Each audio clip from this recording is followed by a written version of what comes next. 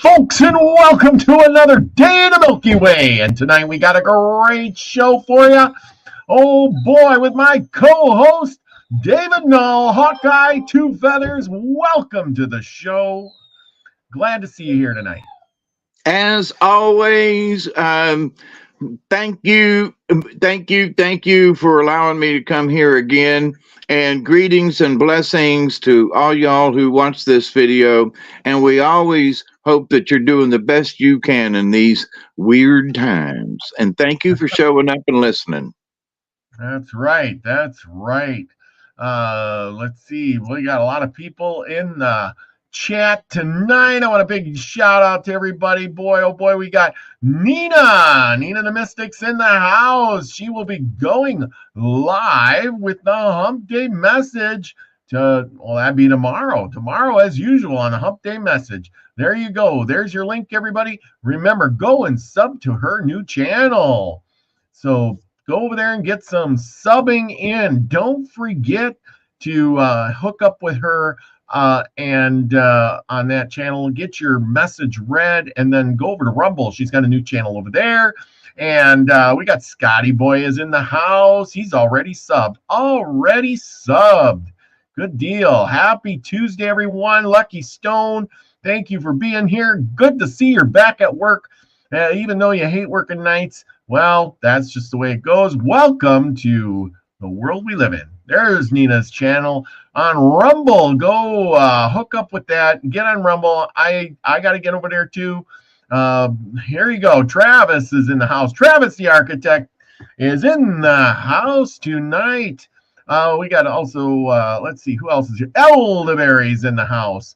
He's doing chores, and he will be back soon. He had to go out and help a cardinal get out of the pen, and he was tired. Almost was chicken feed, but he saved him. How nice that is. Well, anyway, back to our show and what we're going to be talking about tonight. You got some good stories for us tonight, so everybody stick around till later and hear the good stories. But for tonight, guess what we're talking about? And you can see it in the background here. Prehistoric Indian burial mounds. Now, we touched on this subject before with the Serpent Mound. And David, you've been there to the Serpent Mound, you lucky dog. Yeah, and I really want to go back and spend more time. We were in a hurry and I got a chance to walk all the way around the path, and get all the way back around. And it's, they've got a 2-story tower there that you can walk up the stairs and view out over the mound. And I gotta say, it's really interesting. And as me and another elderly gentleman, as we stood there on the path looking at the thing, said, "Where did they get all the dirt?" Yeah. Well, I'm going to tell you where they got the dirt from here in a second. But David, if you get the chance, I want you to do some investigating for us here on the channel. And are you close to any of these places here? This is Georgia, and here are the sites for all these Indian burial mounds that are in Yazoo, India. Have you ever heard of Yazoo? Can you zoom in for me? No, I mean the whole page. No. Okay. No, I cannot. Okay. They have the Indian Grave Gap, the Nachachi Indian Mound, the Iwatha Indian Mounds State Park. We got the Yazoo Indian Cemetery, the Yazoo Indian Mounds. Now you're in North Georgia. Okay. Atlanta, South Georgia, here's South. Tinsley Mill Ruins, the Indian Springs Cemetery, the Old Indian Cemetery, the Rock Eagle Effigy Mound. I think I've been to Rock Eagle, but go ahead. And then there's the Omugi Indian Mounds National Park. Yeah, Okmulgee. Yeah, that's it. Okay. So, so there's I'm still further south. Okay, we got the Indian Mound Church Cemetery, the Indian Mound that's over by the coast, Indian Mound Cottage. We got the Indian Mound Cemetery. Now Uh, go west for oh, me. Now you're into Florida. the Milky Mounds Archaeological, and the Kolomoki. Kamoki. Now That's it. see, that's due west of me. I'd be right on the edge of the map area right now from Kolomoki. And I've been Kolomoki. there several times, and I've been planning on, this is the time of year to go. So I would really like to go over there now Yeah, that'd be great. and do some video. I've Yes, got pictures of what I took years ago, but now, I'd really like to do some video. It's an interesting place. yes. Kolomoki Mounds Archaeological Area, historical marker. There's 23 photos of it. And like I said, that would be cool if you could go there and check it out. It might be close to you and share it with all of us. I'll send you Yeah, on this I intend adventure. to. I want to go back there. So yes. Wow, look at that. Yeah, it's a big tall place. Yep. Temple I've Mound. been Where up there and you sit up there at sunset and watch the sun go down in the west. Like it looks like that from up there when the sun goes down in the evening. Cool. Yeah, it's an interesting place and it's got some strange vibes. I don't know how else to put it. It got some strange vibes. Wow. Way cool. Yeah, go there, check it out for us. Maybe take some pictures. Be kind of a little adventure for all of us to take us along. Paradox Absolutely. Fossil in the house. Good to see you. Yes, Scotty boy, I hope this summer that we all get to go on some good adventures and share things. I'm planning on some more adventures myself, and and the big thing is to get out there and really experience. Let's do our own investigation. There's stuff right in our own backyards that we probably just missed. Why don't we just go out there and check it out ourselves, right? Yep. And now, if you were to take that map and go south into Florida, just go straight south and Yeah. zoom in, and there in Florida are some ancient hills and stuff. I mean, Kolomoki is not really ancient; it's a 1,500-year old, but they've got some stuff that's like prehistoric, and it's up there in the Panhandle. Go east a little more. There's nothing showing up. No. Wow, that's interesting. Because down there to the east of where you're at right now, there's a bunch of stuff that's like almost due south of me into Florida along the rivers down there. They found all kinds of prehistoric stuff. I mean, just all kinds of prehistoric stuff. East of Tallahassee, around Monticello and Madison, and places in there and south. They've been finding stuff in the rivers just all over the place. Oh yeah, here we go. This is Florida. Where are you at in Florida? Oh, you're in the south. Oh, that's in Tampa area.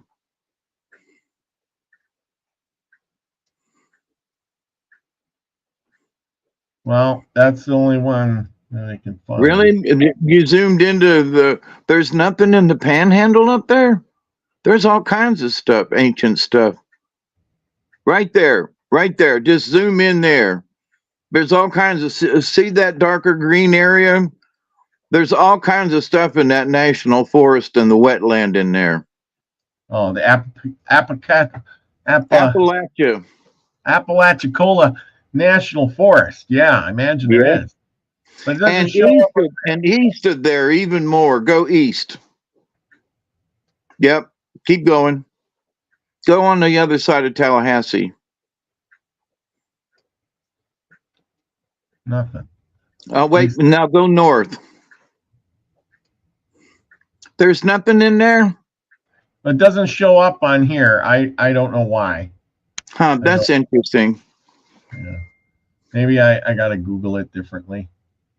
I don't know. Well, I know that there are some ancient sites that I was, Googling around and just zooming in. I was looking for something else and I went, wait a minute, there's ancient sites down here. I mean, I live an hour away and I've never been to these things. Well, what the dickens?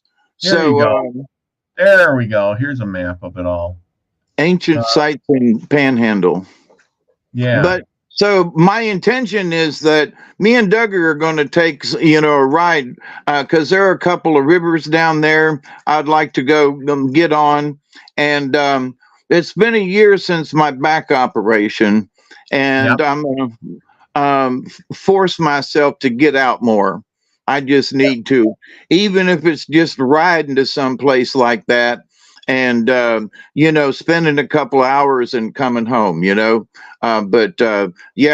In fact, I was talking to a friend of mine today and I said, I told her, I said, the one thing that I've got to look forward to in this life is adventures. And it's up to me to go have them. That's right. That's right. Here's some places I can see. I can't blow it up. It says Walton, Love Mounds, Jackson, Turtle Mound, Crystal River, Phillip Bay, Warm Mineral, Mound Key, and Miami Circle. Those are some of the ones I can't find a better. I just won't show me anything. You know what I mean? Yeah. Sorry, I didn't investigate this more, but anyway, I looked at some of this and there are sites. I guess if you live in Florida, you're going to have to investigate yourself. If you do check stuff out, let me know. Send me pictures. Send me an email. Patricia says it is in Florida that you were talking about. Please tell us the names of the sites. I'm trying to, but it's not really giving me much, except this one, Indian Burial Mounds, and this one here is in St. Petersburg, Florida. But anyway, the point is, go out and do a little investigation yourself. If you live in Florida, check it out. Hey, F Kitty. Hello. Like I said, I got a whole crew of you. Go right out there and check things out. We're going to do some investigating ourselves. That's the only way to get it done, right? The correct way, anyway. Okay, so where are we going with this? I got to stop this. Stop sharing. But anyway, the point is, Indian mounds. We find them especially all over the eastern side of the United States. Ohio, Kentucky, a lot of them in Wisconsin, Illinois, tons of them everywhere. Let's see. I'm going to go up here.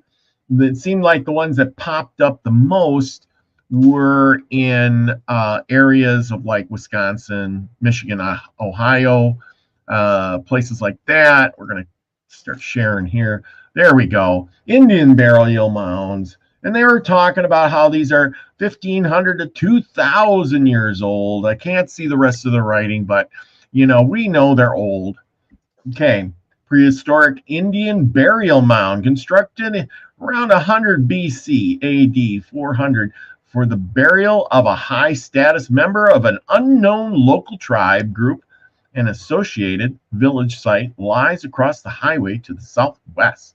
And this was in Mississippi. Here's a picture of one of the mounds, and you see how big they are, right? And what town? I don't know what this one is. Sorry, I didn't get the name of it. Where? Oh, the last one said Mississippi, and I imagine that's where this one is too, somewhere. Okay. But it's a big mound. It's just the idea is to show you how big these mounds are on a flat plane. You see everything around it is flat. And all of a sudden, they built this giant hill here. For what reason, right? Where did they get the dirt? Did you know that one of these mounds, like this size, would take 27 miles worth of dump trucks to make a mound like that? You line dump trucks butt to butt for 27 miles, and you could make this one mound. Go figure. Now, where did the Indians get these mounds, and how did they build such a huge mound in the middle of nowhere? And where did they get the building materials? Now, they've done some investigating with some of these mounds, and guess what they found? They found that the dirt in these mounds has come from all over the United States, not just in that area. The dirt was brought in from different places. Can you believe that? Yeah, actually, I can. So, Michael, I'm that kind of, conspiracy theorist. well, and that's the thing. So the idea is, they built these mounds like the Serpent Mound here. For what was the purpose of them building this mound and then bringing dirt in from all over the country? And how did they get it there? Now, the way they tell us, well, they didn't have horses. So you're doing it all by hand. And they're saying that these mounds were built by people with, baskets full of dirt, bringing hundreds of baskets of dirt to make a mound. Like this. They're bringing hundreds of baskets of dirt from all over the place, piling it up here, and then they're burying their dead inside this mound. Now, there has been these mounds that have been excavated, and some of them do have people in them, believe it or not. So the question is what was the point? Why were they doing this? Who did this? Did the Indians, take baskets after basket after basket and bring it along and build this giant hill in the middle of nowhere? Or was it somewhere? Was this a city at one time? Now that might make a little more sense. F. Kitty says many of the mounds were cities and they were burial mounds. The geoglyphs are burial ceremonial. And then she also says, I believe that is the one they found a layer of crystals, but no bodies. Interesting. And that is the thing. Now, they found things that were made of copper. They found freshwater pearls, copper balls, made into necklaces. The thing is in these mounds, they were finding things that the Indians, some of them did use and some of them didn't use. Now, I have some old books. You know how I love my old books. My first old book talks about, I'm going to read about this one here. At Cincinnati, there is a barrow or mound of human bones situated exactly on the edge of a bank that overlooks the lower town. The principal street leading from the water is cut through it and exposes a strata of remains to every person passing by. Seven tiers of skeletons lay plainly in sight where the barrows have carved away from the of it being undermined. Among the earth thus falls down and found several stone hatchets, pieces of pottery, and a flute made of great bone of a human leg. This is a very curious instrument with beautifully carved figures representing birds, squirrels, and small animals, with perforated holes in the old German manner, which they, when breathed into, emanate tones of great melody. Among the modern Indians, no such instrument, this is where I'm going with this though. Among the modern Indians, no such instrument has ever been found.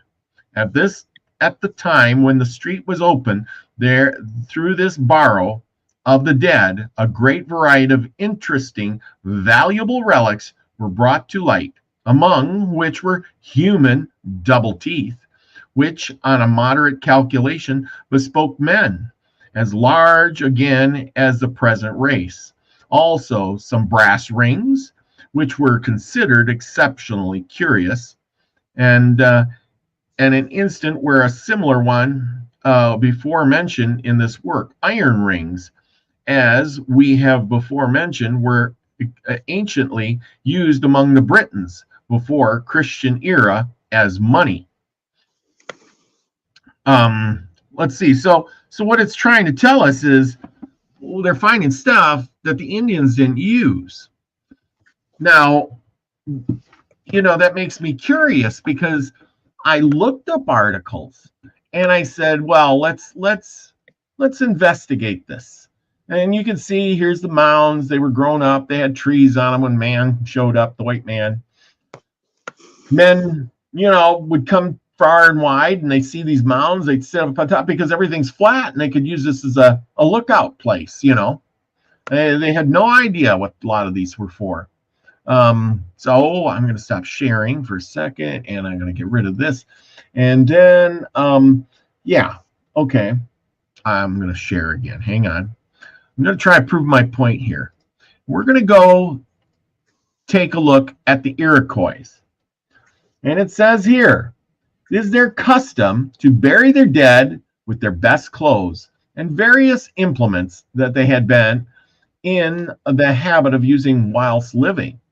If it was a warrior that they were preparing for burial, they placed his tomahawk by his side and his knife and his shield, with the hunter his bow and arrows and implements for cooking his food, with the woman their kettles and cooking apparatuses, and also food for all. Tobacco was deposited in every grave for to smoke with in the Indians' idea of felicity in the body and out of it. And in this there was not much difference, as one might wish, between them and the gentlemen of parlor. Among the Iroquois and many other Indian nations, it was the custom to place the dead upon scaffolds built for the purpose from tree to tree or within a temporary enclosure, and underneath a fire was kept burning for several days. We've known incidents of persons reviving after they were supposed dead. They did not dispose of spirit. They haven't. Okay, so my point with this whole thing is, and there's some other spots up here where they were talking about how they would burn their belongings and their teepee or their hut or whatever it was, or maybe that was in no, it wasn't this. Traditions, funeral traditions. They were talking about how people had their own traditions here, but when we look back at this, what did they say?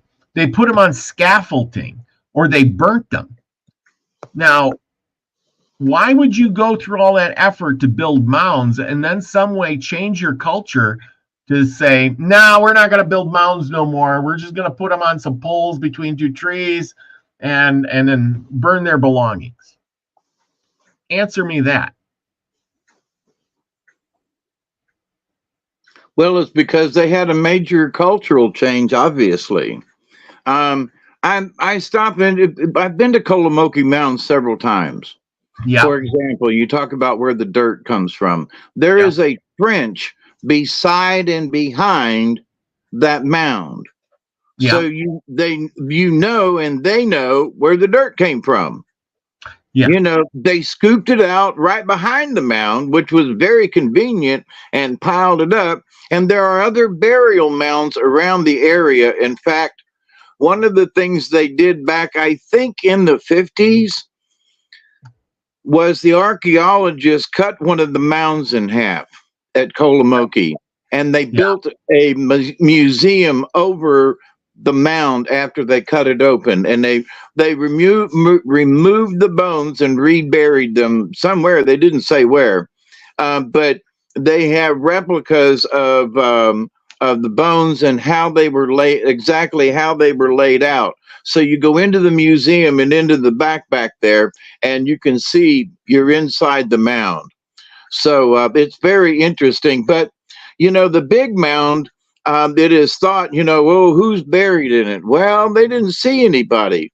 And I think Kolomoki, for example, the mound was for ceremony, not necessarily for burying somebody.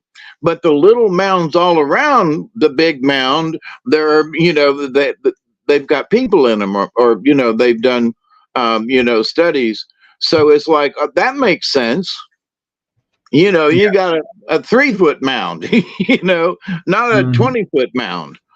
Yes. Oh yeah. Well, and that's the thing. You know, you got to wonder what happened in their culture that changed a lot of this. You know, when they were building mounds, to all of a sudden the Indians of the day, none of these Indians were building mounds anymore. They were all doing different things. They would burn their dead. They would, you know, put them up. We read about a lot of these ways they would do it. They would put them on rafts and put them out on the water and burn the raft, or they would come back and get their bone. They would wait till the sun dried everything up, and then they would come back and get their bones, you know, or things like that. But nowhere ever have I read that they would, oh, well, you know, this tribe here would dig a big pit and they make a big mound and they bury their dead in there and blah, blah, blah, blah, blah, blah, blah, right? Never heard of that. Have you? No. But one of, just to mention, Kolomoki and that area over there, the Kolomoki Indians, that's the reason for the name, is right on the Apalachicola River, and not just too far from it is Alabama. And there are other folks and Indians over there, the Choctaw and folks anyway. But they date the mounds back to about 12 to 1300 years ago. They don't date the mounds to be ancient. They're old, but they're not ancient. You know, they're not 2,000 or 3,000 years old. And so I've kind of scratched my head and asked, well, you know, the next time I go over, I'm going to look at the artifacts and stuff and kind of ask the question by looking around at what's there as to how did they arrive at that number? Well, and see, that's what gets me wondering, because the more I look into this, the more I think somebody's kind of pulling the wool over our eyes on this. Now go with me on this. I agree.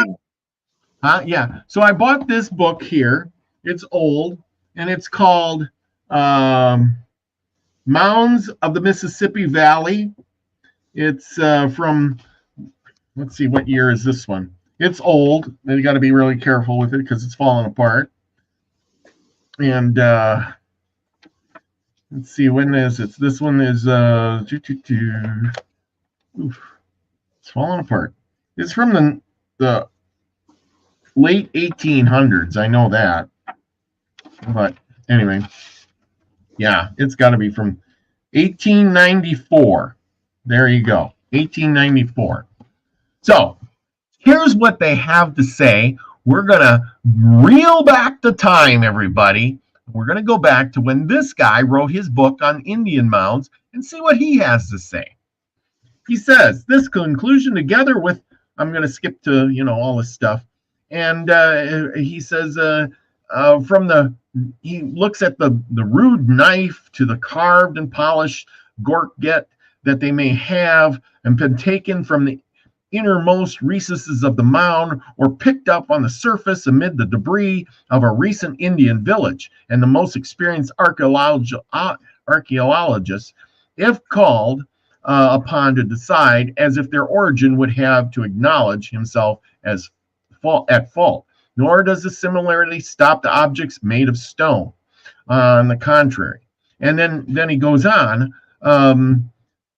about the same thing, like, yeah, they found these Indian relics around the mounds or maybe on the mounds or buried, you know, within the mounds, you know, on the surface area. And then they said, well, that's got to be the Indians. They can't be ancient, right? Because, well, we found some arrowheads there. You see what I'm saying? Then he goes on, this conclusion together with the origin of these structures is neither new nor original, and yet in spite of the simple explanation it gives of the mound, the question, or perhaps it might be more correct to say, on the account of this very simple simplicity, it has made its way but slowly. It seems difficult to account for this fact except on the ground that those who have written upon this subject and who have, to a certain extent, molded public opinion, have approached it from one side only. Yeah, exactly. They have usually belonged to the class of practical explorers and have brought to the investigation a certain number of facts, chiefly cumulative in character, but they have not, as a rule, been possessed of that measure of historical information which is necessary to a correct interpretation of these facts. Being thus, as it were, but half prepared for the work, they have not unfrequently given too much play to the imagination and carried their theories much farther than the facts would warrant. Impressed with the size and character of these remains, or led astray by certain resemblances, fancied or real, to similar objects elsewhere, they have used these as a basis for reconstructing a phase of civilization to which, in point of religious, artistic, and political development, they have declared the Indian to have been unequal. From these extreme views, there has always been more or less dissent. And then it says the ancient monuments of the Mississippi Valley makes no distinction in these remains, but speaks of the mound builders as an extinct race. You get that? An extinct race, meaning a whole different civilization, and contrasts their progress in the arts with a low condition of the modern Indians, is obliged in this subsequent publication to modify his views and draw a line of demarcation between the earthworks of western New York and those found in the southern Ohio Valley, especially those which he styles religious or sacred enclosures. The former of these, he thinks, were erected by the recent Indians, and he supports this view by a chain of reasoning that is believed to be unanswerable. In his Institute of Comparison between the relics of art and traces of occupancy found within him, and those which mark the sites of towns and forts that are known to have been occupied by the Indians, and pronounces them to be identical to this powerful argument drawn from what may not inaptly be termed the facts of the mound. He adds very conspicuous notes as to the origin and the use of such structures among the people of all ages and countries, though of course with special reference to those that are known to have been erected by the American Indians. In this historical retrospect, he permits the facts to speak for themselves with most commendable in particularly have, even though he frankly admits they led to the conclusion little anticipated when he started on the trip of exploration, that the earthworks of western New York were erected by the Iroquois or their western neighbors, and do not possess an antiquity going far back as the discovery. To this conclusion, so far as it goes, I certainly do not object. Unfortunately, however, it stops short of the mark, and this is more to be regretted, as much as it is believed that the line of argument by which he himself convinced himself that the defensive works of the western New York were erected by the modern Indians would, if it had been applied to the earthworks of the Mississippi Valley of every kind whatsoever, to the so-called sacred enclosures, not less than to the hill forts, had led him to precisely the same conclusion. So he's basically saying one Indian built some of these, like you said, they built them maybe, 1,000 years ago or 1,500 years ago. And then he's saying, well, then you got the ones down by Mississippi, and they're saying, well, they're exactly the same. They're exactly, because, we found some Indian relics there. You know what I'm saying? Yep. But he's saying they're not. They're two different things. The Indians up north are building this little mound kind of thing, and they put some dead bodies in there. Okay, great. But then you got the ones in Mississippi, which made these gigantic, huge mountains, literally. And, they found a few arrowheads, and, well, they're all the same. They were all made at the same time. But now the Indians don't make mounds anymore. They haven't made mounds for 1,000 years. They just quit one day. Now, that makes no sense. You'd think some of them would have kept doing something on that order. You know what I'm saying? Well, you know what? Let's think about what we've talked about with the Mayan and so forth down in South America. Yeah. Okay. And how they just one day walked away from building temples. Yeah. Well, that's you know what I mean? And yes. So, but here's my point, though. If you look at it from a straight line point of view, the mound builders, the Mississippians, were like almost due north of, where they're building these temples in South America. In Mexico. Yeah. So, which to me is a little interesting, by the way, but I think some of the mounds are much older. I really do. Mm-hmm. And the fact that they found dirt from other places, what does that suggest? People back in the day didn't have horses, so they claim, right? Hey, Max. So imagine, where was that mound? That had the one that had all the different types in it?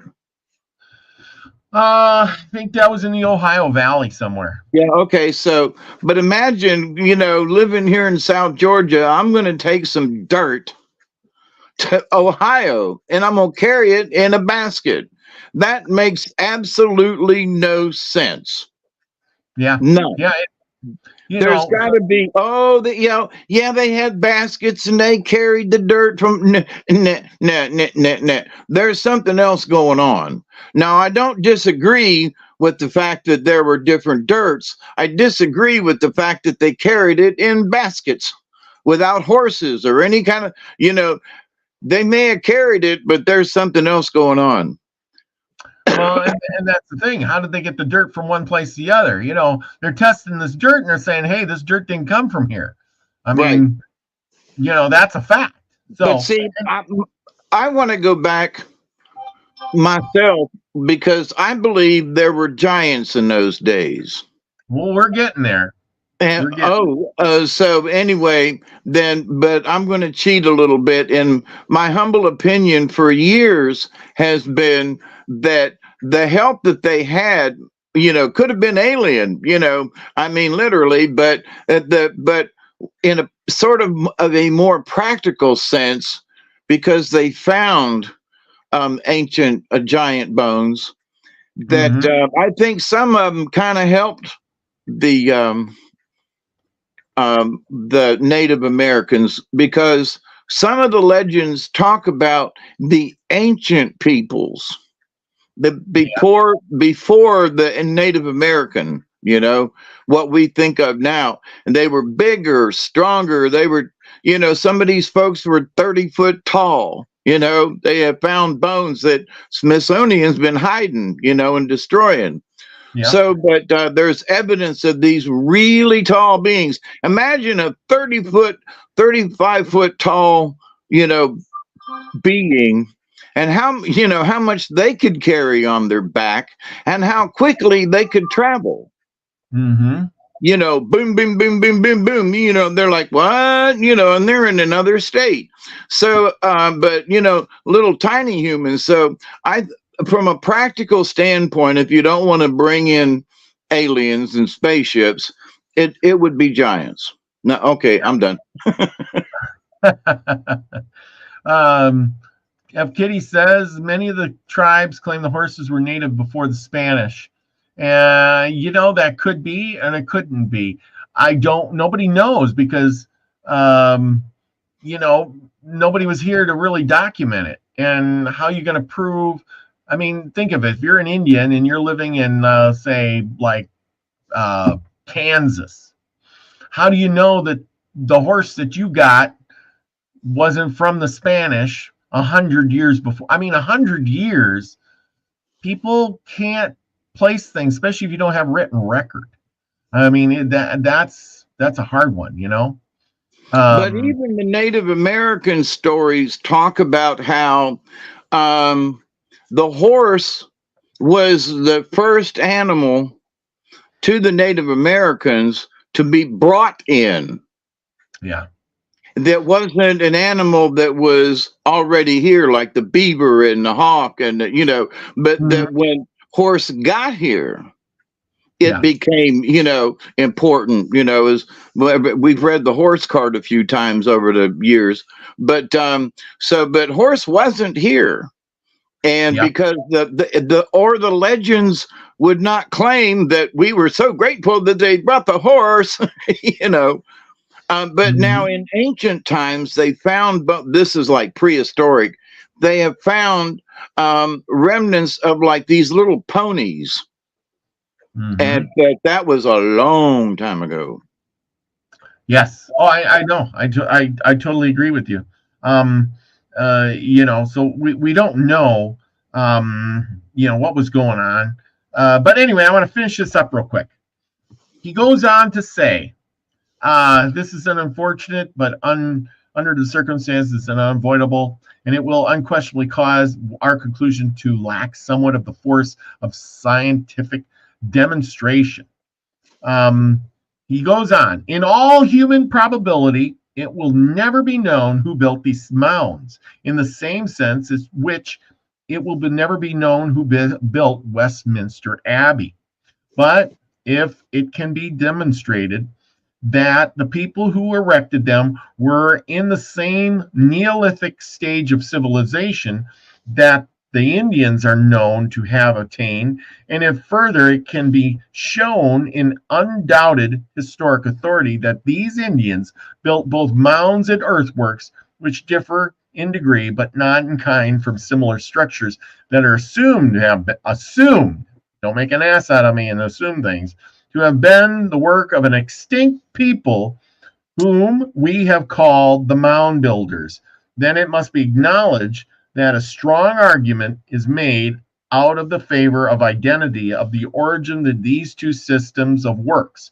To reject its conclusion without some positive evidence to the contrary would involve a great and absurdly positive evidence to the contrary, okay, as it would be to maintain, supposing all record of the fact to be lost, that Westminster Abbey was built by a people belonging to a different race from which it is known formerly to have lived in London, and for no better reason than because the English of today have ceased to build such abbeys, which is probably, you know, he's got a good point there. He realizes that the Indians of the day, you know, may or may have not built them, but maybe a culture who is, you know, a different culture. That I would agree with that. You know, they sort of have a tendency to, and it may be this way, but that I believe that the mound builders were a different culture, or I don't want to say a subspecies. It might have been a higher species. You know, like they were taller, they were 12 feet tall, or, you know, or something like that. And that they were the mound builders, you know, not the normal Native American that's, you know, 5.5 feet tall, you know, and, you know, from the plains. You know, I do think that they were separate peoples. Yes, yes. Well, like I read in the beginning, that one in Ohio where they said with 2 rows of teeth, you know? Right. So you're you know, you start looking at that and going, 2 rows of teeth, what do you mean? Let's see, and I got another excerpt from here, to which made a buffalo deer, let's see, Okay, that's the Aztec tribes. Go on. I'm trying to find that one. Okay. What's for sure is in the book. No, say that is inhabited by white people. Oh, okay. So here, like the Shawnee tribe of Indians, this is going to prove your point. The Shawnee tribe of Indians now live in Ohio, once lived on the Susquehanna River in West Florida, near the shores of the southwest end of the Gulf of Mexico. Among these Indians, say Mr. Aftwater, that a tradition that there is a tradition that Florida had once been inhabited by white people who had the use of iron tools. Their oldest Indians say when children, they had often heard it spoken of by the old people of the tribe. The ancient stumps of trees covered with earth were frequently found, which had been cut down by edged tools. And that whoever they were, or from wherever country they may have originated, the account as given by Moore, the geographer of the subterranean wall found in North Carolina, goes far, very far, to show that they had the knowledge of iron ore and consequently knew how to work it, or they could not have had iron tools, as the Shawnee Indians relate. And then it goes on with more accounts. So, could have there been another race? Could have there been people with more technology at some point in time that, and you're right, maybe there were horses and the white people controlled the horses. And maybe if the Indians wiped out, say you were the white man and you had horses to do the work and haul the dirt and make the mounds, etc., etc., etc. Well, maybe if the Indians attacked you, they killed all the horses and all the white people. And then hundreds of years later, there's no trace of you. Right? Yeah, but it just seems like events like that would be in the legends, and they're not. Well, and I mean, from all different cultures, there's nothing in the legends. Yeah. Here, let me bring something to though. There's more evidence that what if the Vikings made it all the way to Florida? They could have. They could, or South Carolina, because and they knew about such things, and they made iron tools, and they had axes already when they if they showed up. So yes. I would say, because there's a lot more information that but here's the thing, the Vikings did not bring horses. No.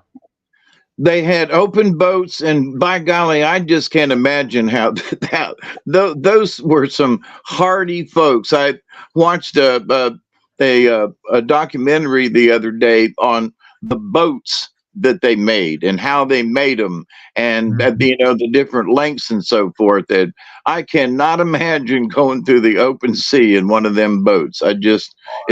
You talk about some brave people and hardy. Oh my God, to be out it's one thing to be out in an open, storm just on land, but to be in the ocean, but anyway, so, but there's a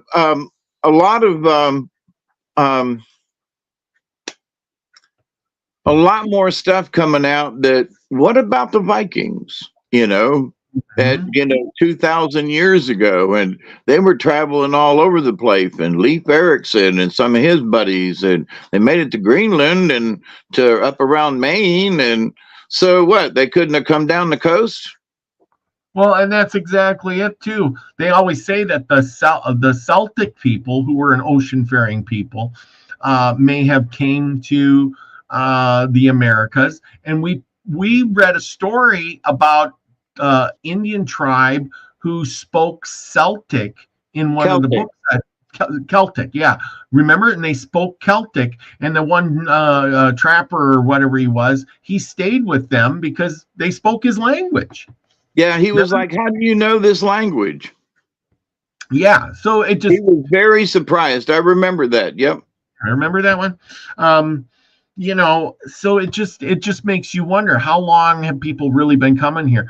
Could a boat washed up on shore? Could somebody been an explorer just like Coronado or De Soto and said, we're going to follow this river as far as it'll go, and then we're going to explore some more? And well, then they made it so far into the interior, they just gave up and said, well, we're going to stay here. It's too far to go back now.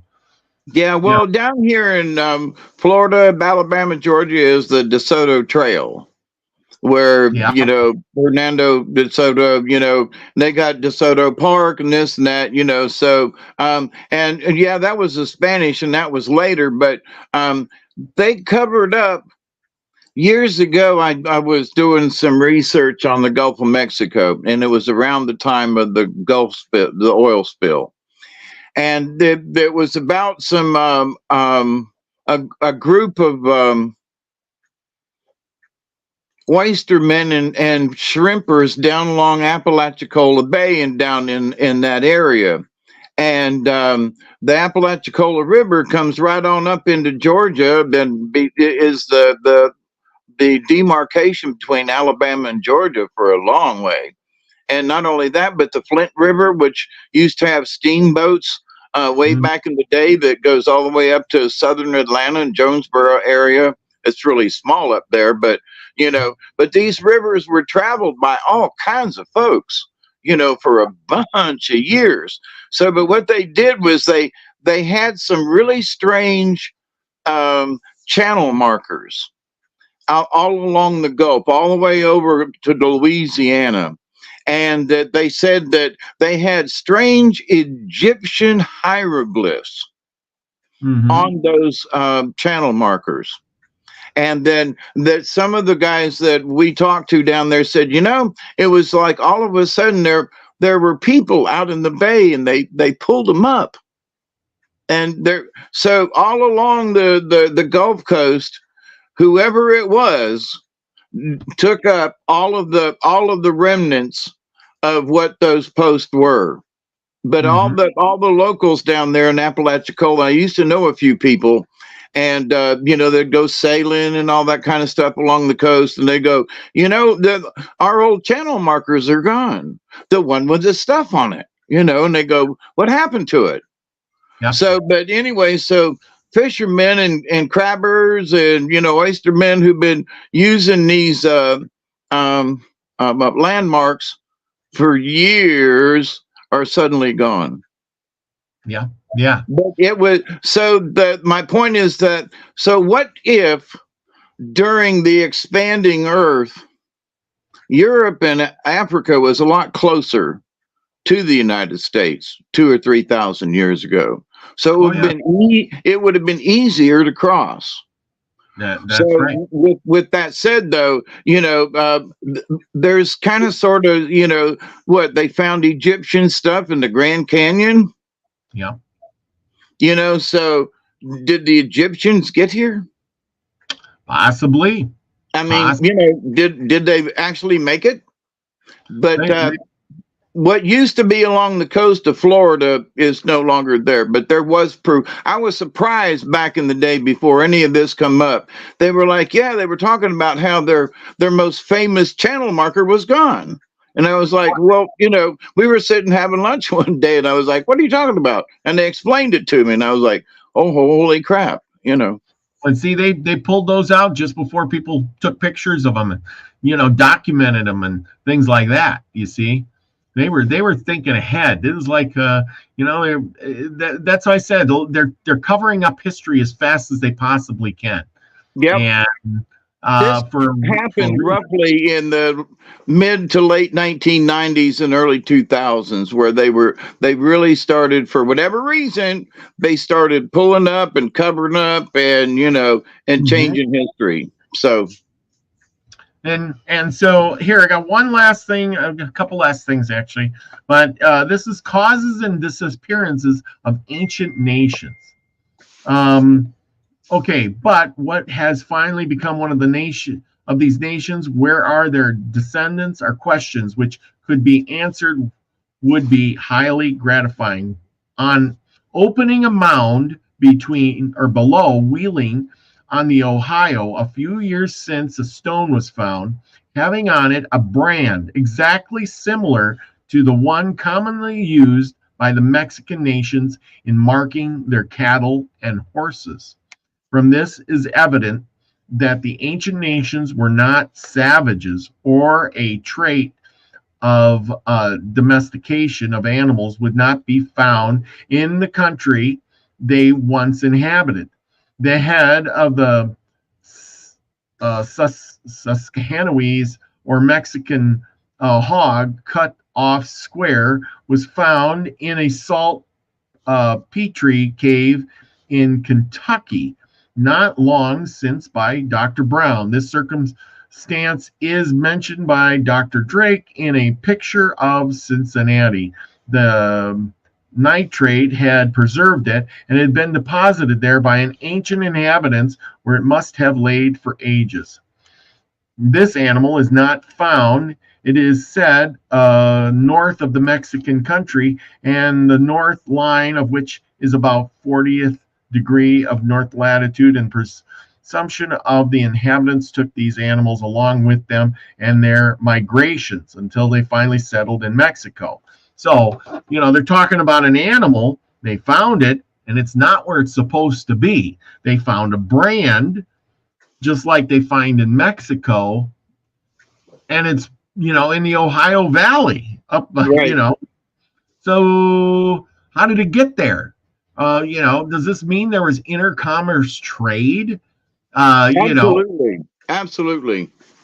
Yeah, and it had to be on such a big scale because, and the Indians, when the white man came to the Americas, those Indians were pretty territorial. And there wasn't like roads to get these places. You were traveling on footpaths. They didn't have the wagons and horses and stuff to go these roads. So it makes you wonder who was moving these things around and how this, if you were in Florida, how would you know to go up to Ohio to do some trading? Very simple. They would go up what's called the Thigpen Trail, and it's 2 miles from my house. And it Yeah. starts down at St. Mark's and goes all the way up into Connecticut. Okay. And this trail is ancient. Traders have been using the Thigpen Trail for a long time. And there are markers like it's a few miles from my house. Where they put up a marker that, Thigpen Trail, blah, blah, blah. And then as Americans got here and so forth, they started using the trail as well. And, but there's a lot of history, of travel up and down the Thigpen, ancient, long time. Now, and so my point about that is, when would you know? Well, so the strong warriors in the wintertime from the Cherokee and up in the Appalachians would go south and fish for snapper and all that down in the lowlands and in the panhandle area in St. Mark's. All the birds fly south and end up in these refugees down there, so they could fish for birds and all birds from all over the United States in one basic area, And so they used to grow rice down there way back in the day. There's still the rice works, but but in the wintertime, the Braves would come south, do fishing, dry it out, and pack it north. And so the folks who couldn't travel, they stayed home, kept the home fires burning, kind of thing. So how did the old people eat? They brought them fish. They brought them all kinds of dried fish and stuff, and whatever. And also, they would go for oysters and get the freshwater pearls and so forth, and mussels and things. So that's how things from down here got up there. But now, so they took things from down here, ended up there, and they traded with folks from up there. So it's obvious that, from just local lore and what history we know around here is that's kind of thing's been going on for a long time.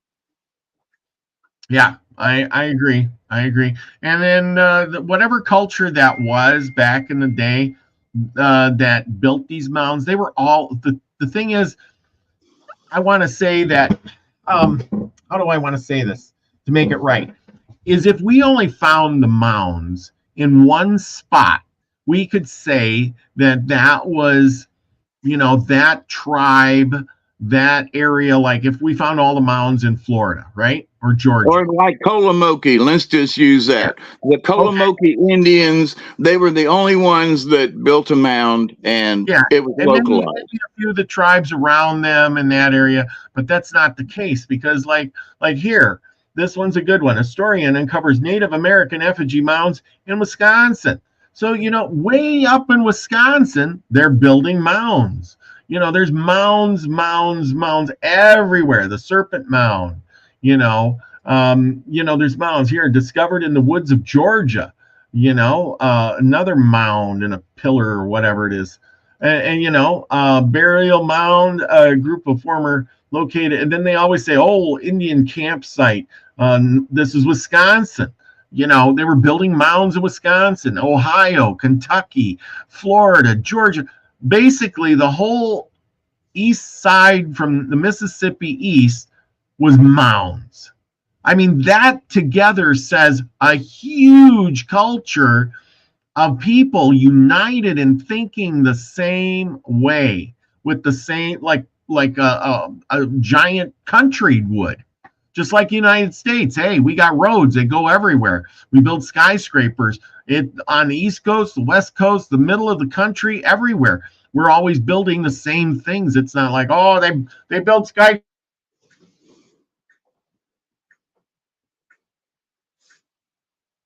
I can't hear you. Did you go mute?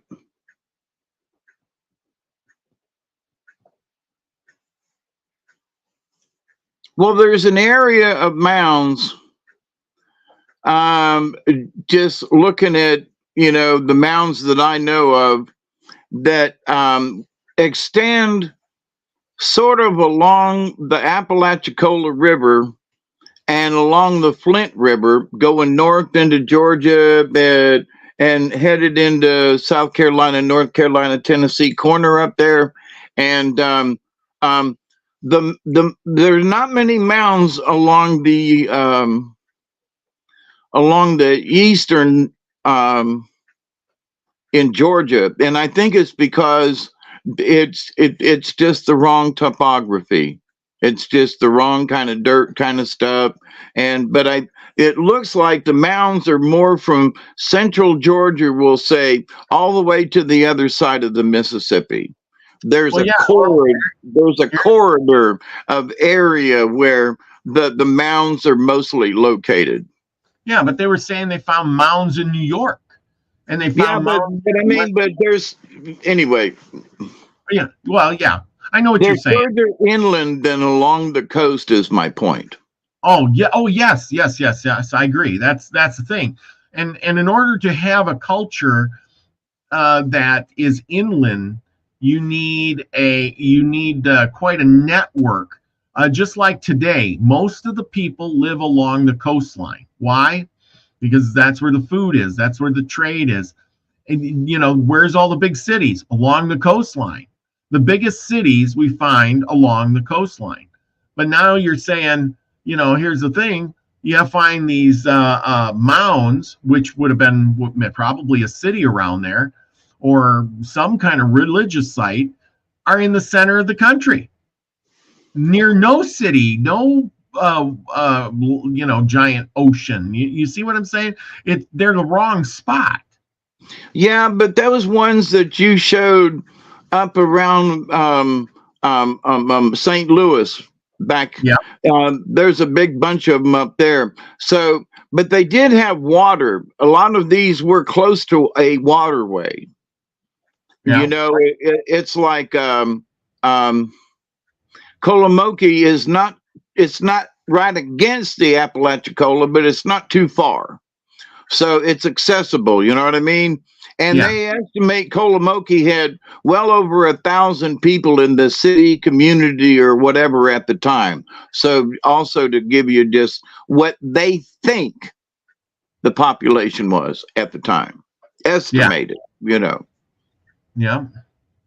Now I'm using Kolomoki because I've been there several times and I've studied it over the years, and so I'm using that as a baseline. But there are these other mounds though that are just, you know, they want to say that the Kolomoki were all by themselves. They didn't have any influence from anywhere else, and I just think that's bull. Who taught them to build a damn? No, I agree, but taught them to build it? Who, you know, who influenced them? Somebody had to influence them, the Kolomoki, to build them mounds. I agree, but then something happened. See, then the thing is something happened, and then they stopped building the mounds because now all of a sudden it says mourners bathe and dress their bodies in special garments. The mourners buried the deceased far away from the living areas, along with their possessions and their tools used to bury the body. If the deceased died in their hogan, which is their home, of tree and bark, family members burned it along with any remaining possessions. So basically, there's something wrong with it. So this is the Indian tradition of now. I mean, in the, you know, the modern day when white man came, and before that, they built giant mounds, which makes no sense. And of course, here we go with the giants. Now, you were talking about the giants. Have the skeletons of giants ever been found in Ohio's ancient mounds? Is there evidence that various old world peoples came to America centuries before the Vikings arrived on the shores of Newfoundland? Let's consider the case, for we happen to have considerable relevant evidence, and see what the light shines on these intriguing questions. A vocal archaeologist, Jeff Carcassiden and James Morton, have studied the archaeology of Muscombe County for more than 5 decades. Their recent book, Gold and Silver, Trinkets and Other Valuable Articles, includes a detailed account of an excavation of Brush Creek Mound by John Everhart in the late 1800s. One of the objects recovered from the mound was a sandstone slab with several circular depressions that might have been used for cracking nuts.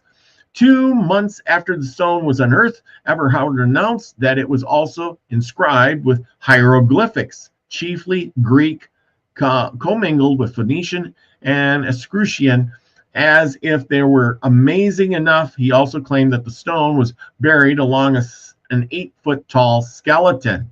And here is the stone that he found. Oh, now, that's cool. Yeah, go figure that one. Wow.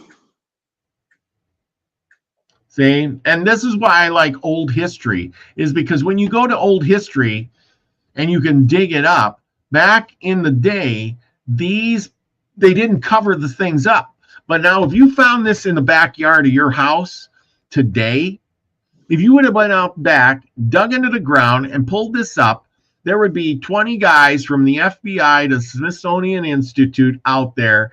They would take the stone away from you, take your camera, take your pictures.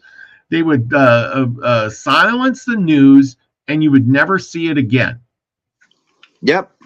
And they would say, it's an Indian artifact, and we have to preserve it, and you're not entitled to it. Sorry.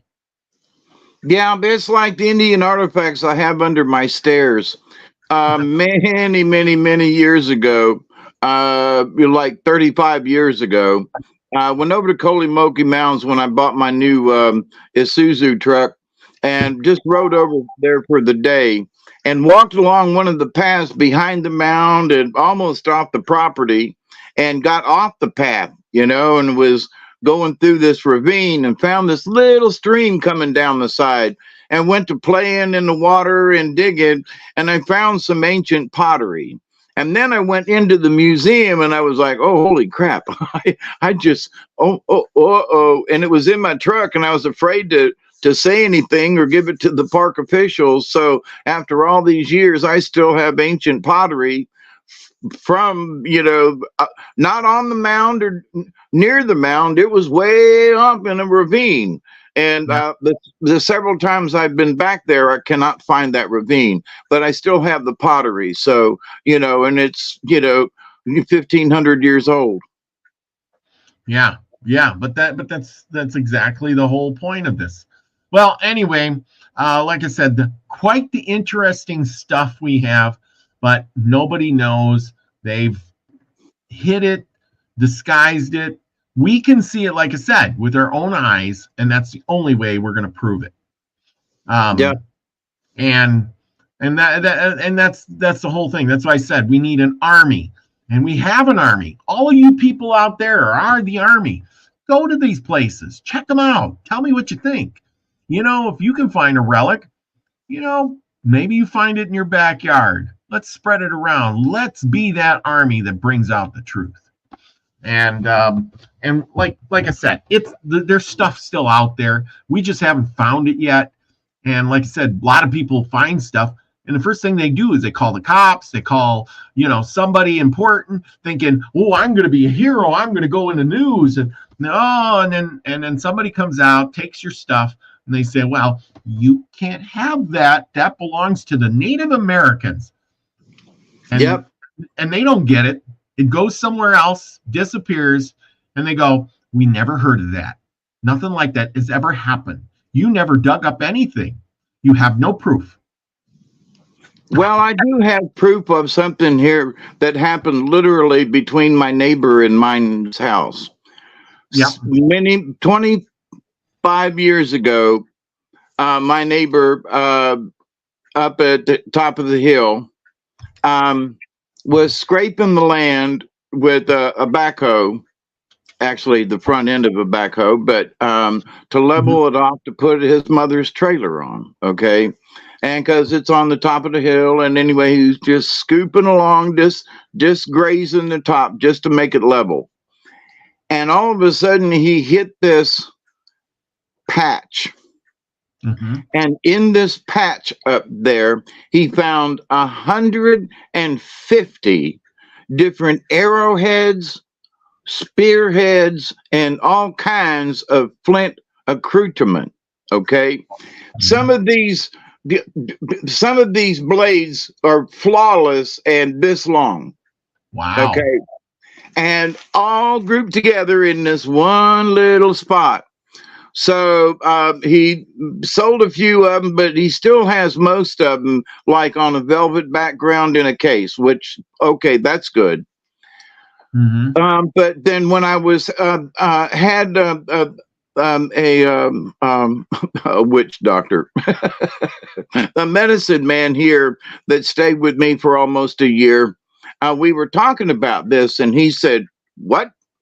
He found what? Where? Right up over there? And I said, yeah. And he said that ancient customs were that they would put the chief or the whoever, usually a chief, would have this much stuff piled up, but they wouldn't bury it with him. All of the folks who were there would, the pile would be close to where they buried the person.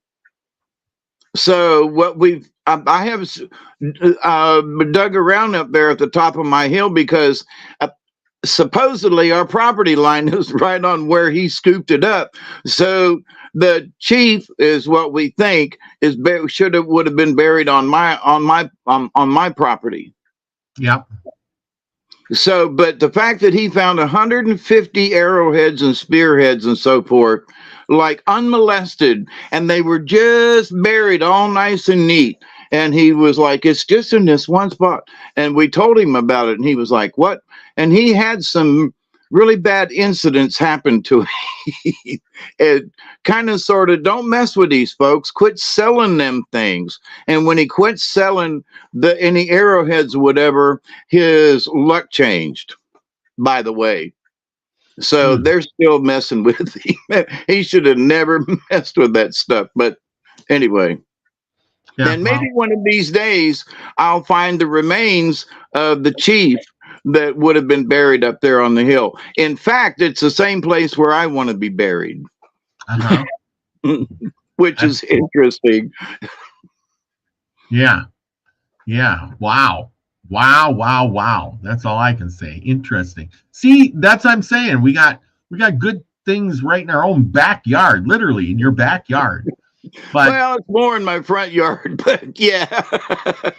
Oh, and by the way, what I meant to say about that is that so that not in every burial mound in customs were they buried with all their possessions.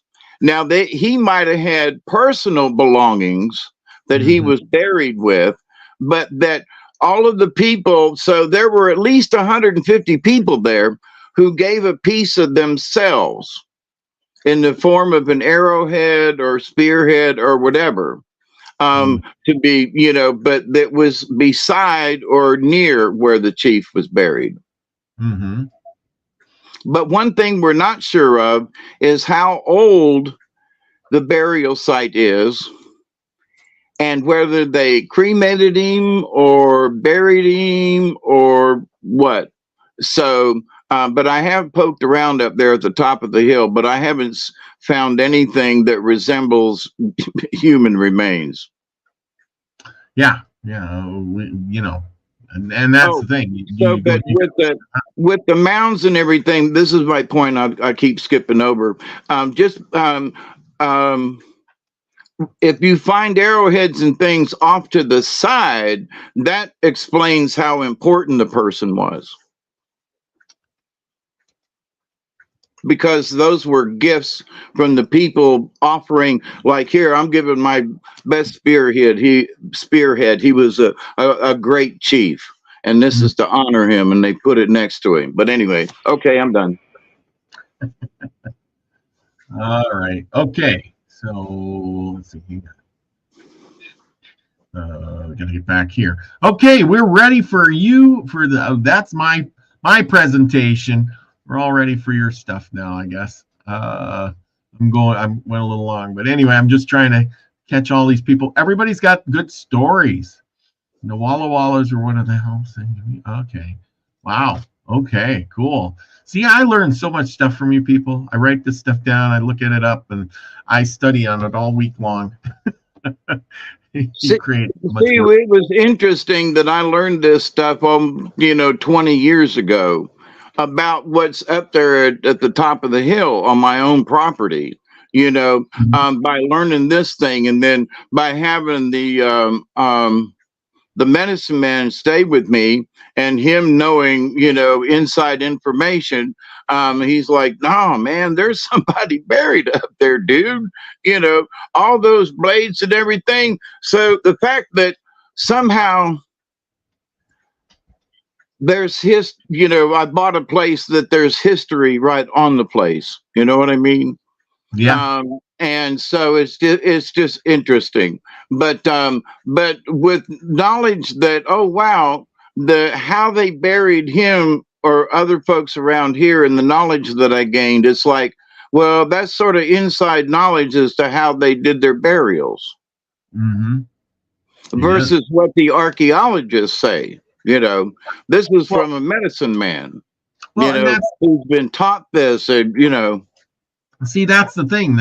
Who do you believe? This the scientist guy who says, I do this for a living, and I don't need the information from the direct descendants of the Indian tribe. I can tell you what they were doing by the junk I find in the ground. And it's like, right. Wait a minute. These guys been doing the same thing for hundreds of years as a tradition, and you're telling me that no, they didn't really do that. So let's consider, why did they stop? Well, where did the giants go? But, let's think about thousands of years ago. What was going on? And I would consider that the same sort of thing was going on in North America with the mound building that was similarly going on in the Yucatan. But similarly, and what was the influence of that? Who said build these great big temples? Who started that? Who started the mound builders in North America? I think they were influenced basically by the same race, culture, or whatever to build these monuments made out of dirt or stone or whatever. You know what I mean? Yep. I think they were related. Yeah, I do. I totally agree with that.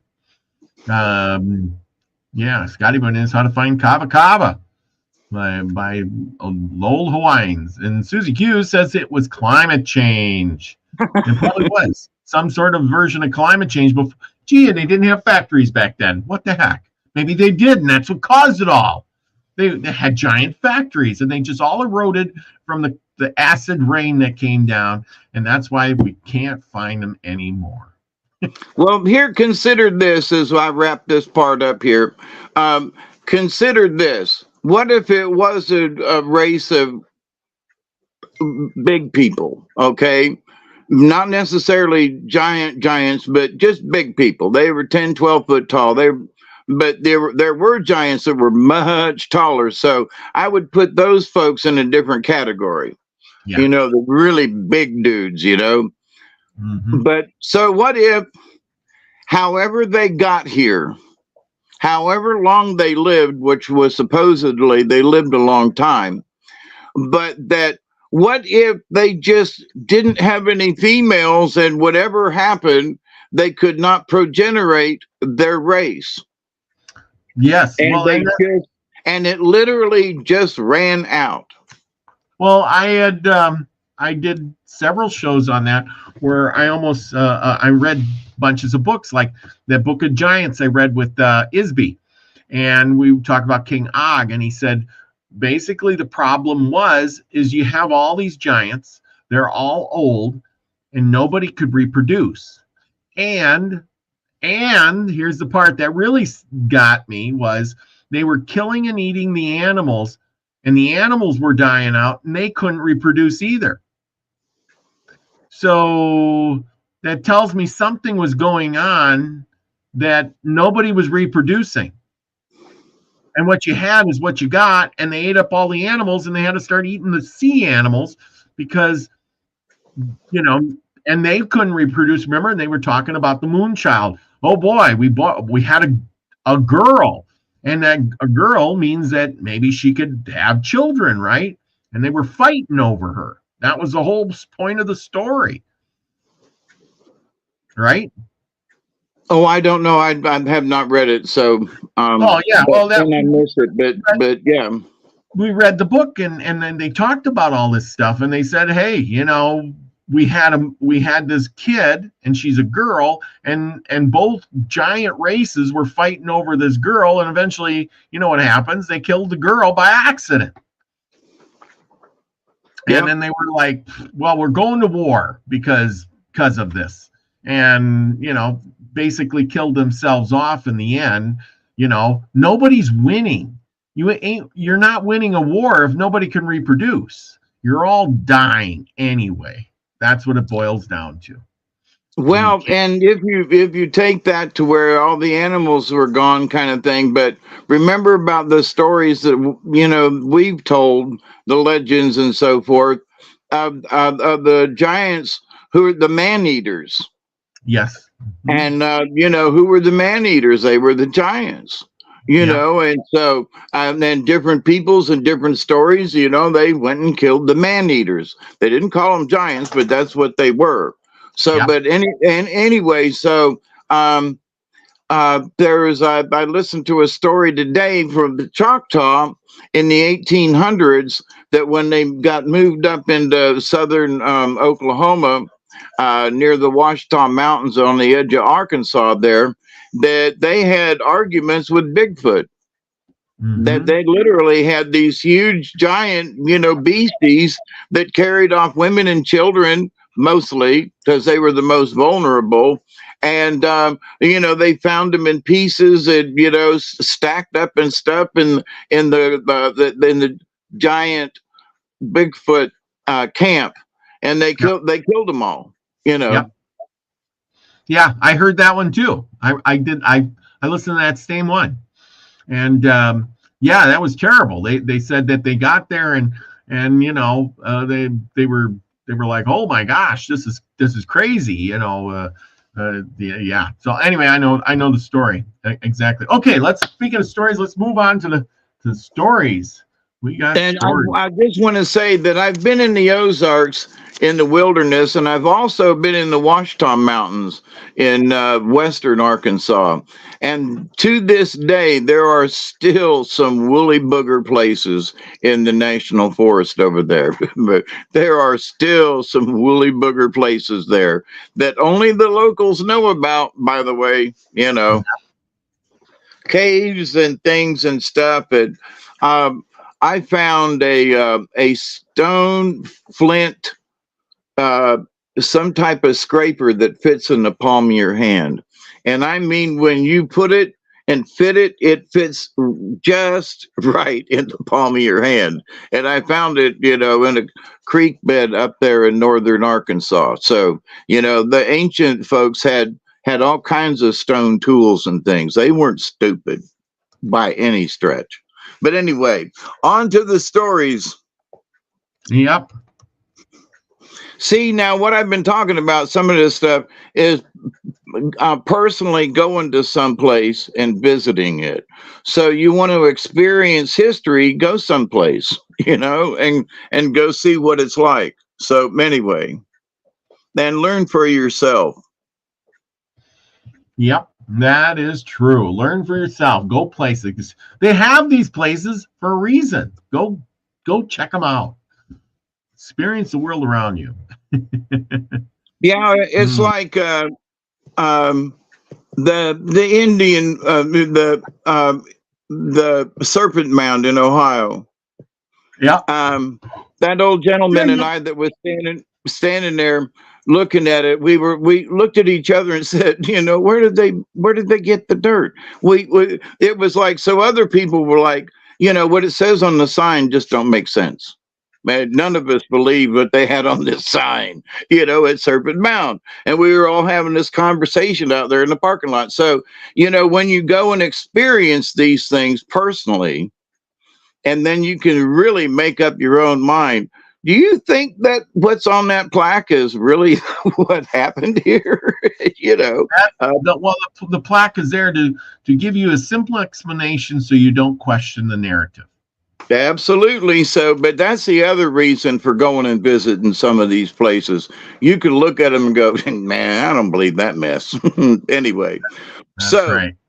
Our story for tonight is called A Dead Man Speaks Through Fire, as told by Henry Jacob. Now, we are still on the Seneca Indian myths and legends. So, this story, as I pre-read it earlier today, has aspects of it in story that we probably read, 3 months ago. Not the same, but similar. But Nagawahi, the Ancient of Bears, and Dezagio, the Little People. So think about that for a minute. So, a dead man speaks through fire. A woman and her son lived in one house, a brother and sister in another. The old woman's son and the brother looked alike, were the same height, and could scarcely be told apart. They were great friends. The old woman's son often visited the brother and sister, but when the brother found that his friend thought of marrying his sister when she was old enough, she was very young, He was displeased, and the next time the young man came to the house, he killed him, dug a hole under the fireplace, put the body into it, filled the hole with earth, and built a fire. The mother waited for her son, and when he didn't come, she went to the other house and asked, "Where is my son?" He just started for home. Maybe he is in the woods. He was going to cut twigs for arrows, answered the young man. When the woman started for home, he ran out, cut wood quickly, hurried to her house, sat down, and began to whittle out arrows. When she came in, he asked, "Where have you been, mother?" "I've been at your friend's house." "Well," said he, "I am going over there a little while." He put away the arrows, ran home, and said, "My sister, I am afraid that we are going to die. Hurry to the spring. Leave your pail there. Run in every direction and then come back to the house." The girl went to the spring, covered the ground with tracks, and came back. Then the brother said, "I'll put you in the head of my arrow and send you off." He shook the girl till she became very small, then put her in the head of his arrow and said, "I will shoot you toward the east. When the arrow strikes the ground, jump out and run. I'll overtake you." He shot the arrow up through the smoke hole. It came down on a stone far off in the east. The arrow burst and the girl came out and began to run as fast as she could. The young man ran around in circles, made many tracks, then stood on top of the house. There was a long line across the sky, the trail the arrow had made.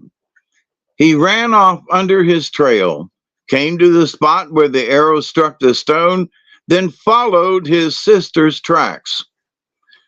The woman got tired of waiting for her son and went over to see what he was doing. The house was empty. She sat by the fire, then a voice spoke out of the fire and said, "My friend killed me! My friend killed me!" The woman dug down and found her son's body. She went home, became a Nagawahi, and followed the girl's tracks to the spring. Followed them till she was at the house again. Then she looked through the smoke hole, saw in the sky the trail of the arrow, and hurrying out, ran toward the east. The young man overtook his sister before she was far from the stone. Then they ran on together. After a time, they heard a bear roar. The girl trembled and grew weak, but her brother encouraged her. At night, they lay down by a tree and slept a little. The young man dreamed that a woman came to him and said, "There is a stone to defend yourself with. Tomorrow, about midday, throw this stone behind you and say, 'Let there be a ridge of rocks across the world so high that nothing can climb over or pass it.'" In the morning, the young man saw at his side the very stone he had seen in his dream.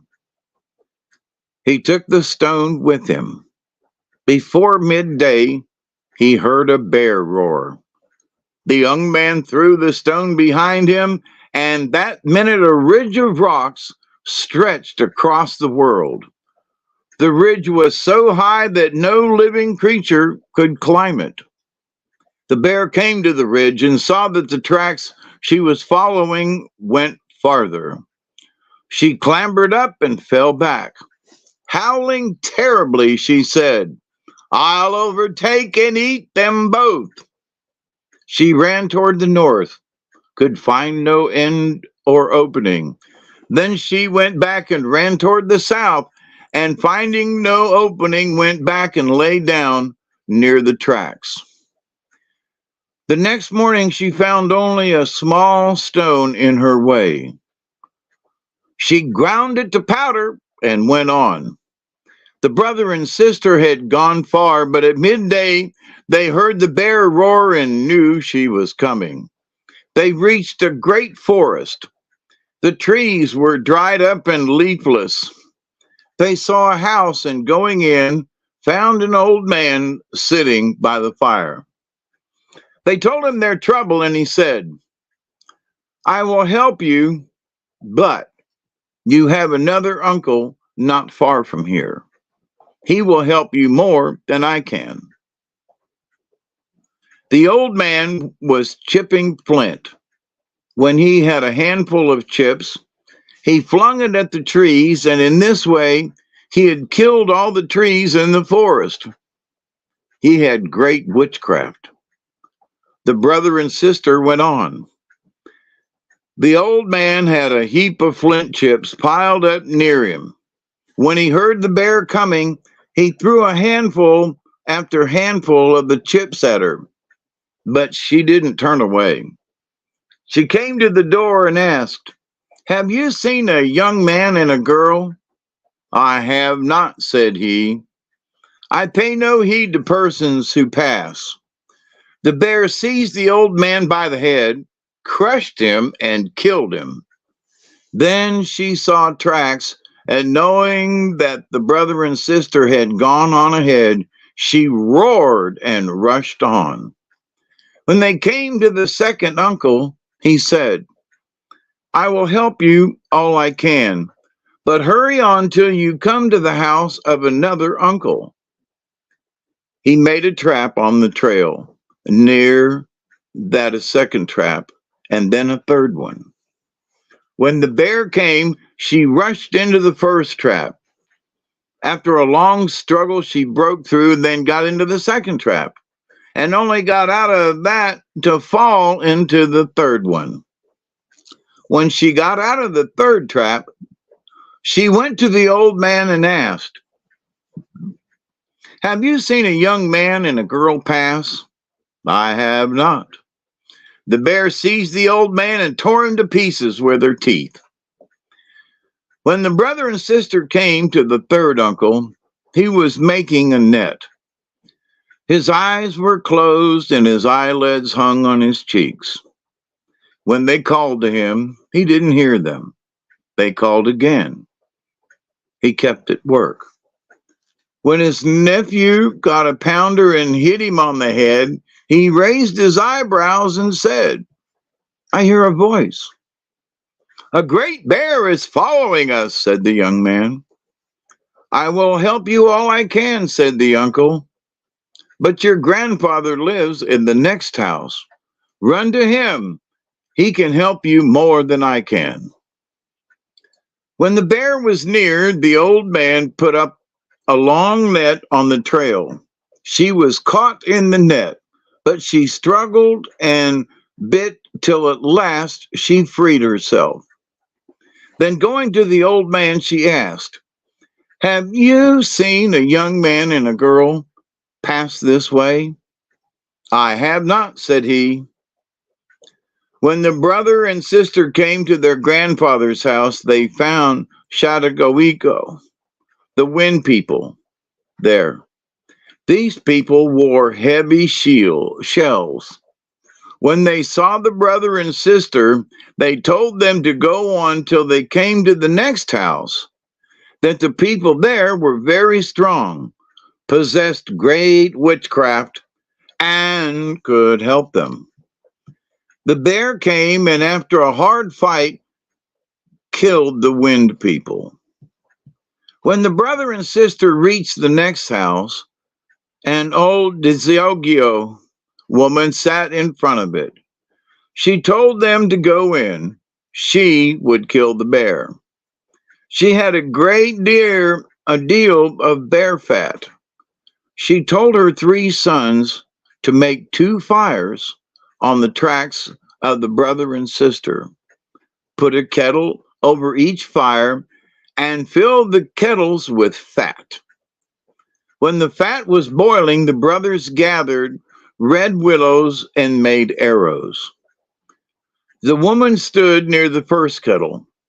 The bear came rushing along and asked, "Are the 2 here whose tracks these are?" "They are here," said she. "They are in the house." The bear started to go around the kettles, but the woman said, "You mustn't go that way. Those who came before you went through the fire. You must do as they did." The bear started, overturned the first kettle, got her paws burned, and fell back growling. She made for the second kettle, overturned that, and was burned still worse.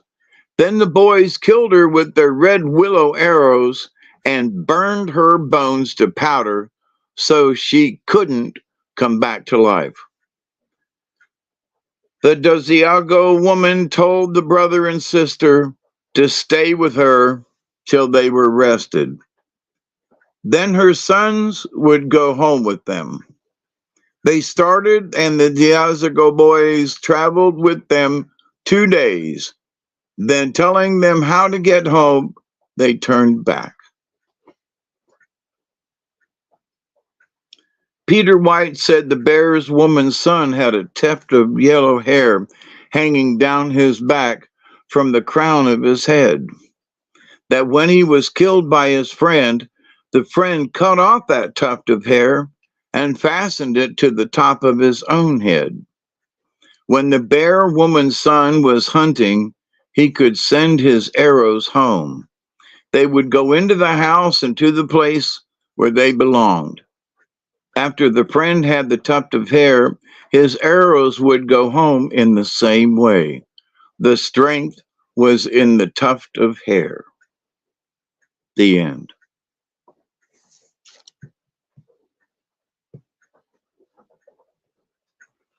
And thus for the story for tonight.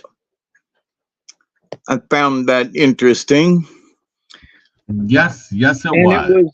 It was similar to one we've read a long time ago, because I remember something about, there was more about the digging up the bones at the fireplace. It was like they went back and there was all this running and going to different uncles' houses. I don't remember that part, but I do remember that, in one of the stories earlier on, the son was buried under the fireplace. I remember that. So, but anyway, similarities in many of these stories we've read over the last year and a half, 2 years, just in the Seneca stories. Yes, I agree. Well, we got a card for tonight. Yeah, I'm a little late with it because we've been yakking. So y'all think of something right now. I had been, pulling cards earlier, but I'm in the process of shuffling cards. So whatever is all on y'all's mind out there tonight, or, any messages you think you need, be thinking about them, and I'll see what comes up with the cards. It's raining in South Georgia at the moment. No rain here. It's still cold. Today it was like, I woke up, it was 13 below. Oh, no way. Really? Wow. Yes, it was. And by, what is it, Thursday or Friday, it's supposed to be up to 50. So big change, swing in the weather. It's going to be crazy. So there you go. But you got to figure out, spring is a difficult time of year. It is. Chloe says that there's a big comet headed our way. Did y'all hear the comet that's to appear April 8th? Has a tail that's 500 million miles long. Like, What the? You know what? Hmm. Wow. WTF. Yeah. And there are other celestial things going on too. So, this is an interesting time. Plus, we got the eclipse coming on the 18th, I think. Yeah. What's your thoughts on the eclipse? Any big happenings or nothing at all? Now, I think there are people who want to do things to make it look like something, okay? Yeah. But, there have been eclipses going on, since the moon was brought here. So, I don't think there's going to be anything. If something goes on, I'll be greatly surprised. I mean, Well, greatly surprised. that's the thing I have is I think it's just another eclipse that's going to come and go. And if there is something to happen, it's going to be a man who makes it happen. It's not going to come from the celestial bodies flying around in the heavens. It's going to be because men made things happen to wreck our lives, to change the way we view the world. Put it that way. Well, now I could say that, ET could have a hand in it to try to make something out of it. Like, what if they wanted to do a fake alien invasion kind of thing, or a real alien invasion? But, anyway, let's get to the cards here. So, Mountain Lion upside down. Number 17 in the book.